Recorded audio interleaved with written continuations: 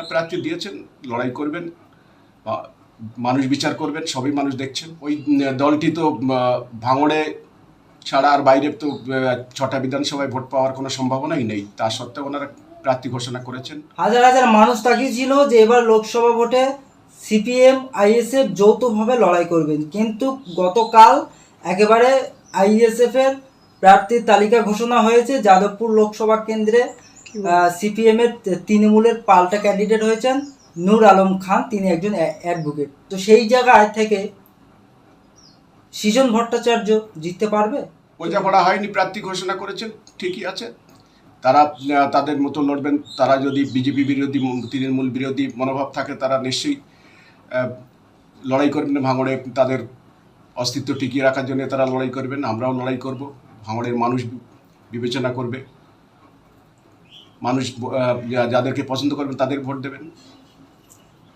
এই যে একাধিক মানুষ ক্ষোভ প্রকাশ করছে যে বিজেপি তৃণমূলের বিরুদ্ধে লড়াই করতে আইএসএফ সিপিএমের জোট হওয়ার দরকার ছিল, কিন্তু সেই ক্ষেত্রে সিপিএম আইএসএফ জোট হলো না।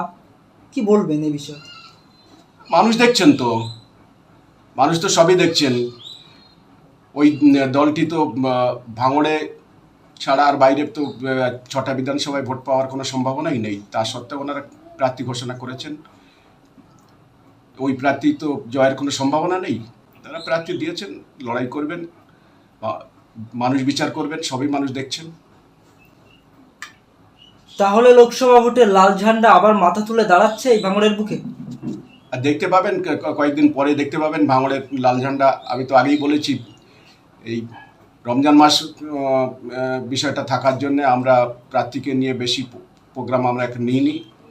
রমজান মাসের পরেই আমরা জোর কদমে প্রার্থীকে নিয়ে প্রচার করব, ভাঙড়ের মানুষের কাছে আবেদন করব যে অত্যাচারের বন্যা বইয়ে দিয়েছে তৃণমূল, লুটেরাদের মানে রাজনীতি পরিণত হয়েছে এই ভাঙড়।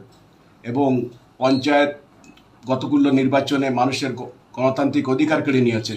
মানুষের ভোটের খিদে আছে, সেই খিদে মেটাবেন লোকসভা নির্বাচনে এবং সঠিক জায়গায় মানুষ ভোট দেবেন এবং সৃজন ভট্টাচার্য যাদবপুর কেন্দ্রে জয়লাভ করবেন, আমি আশাবাদী।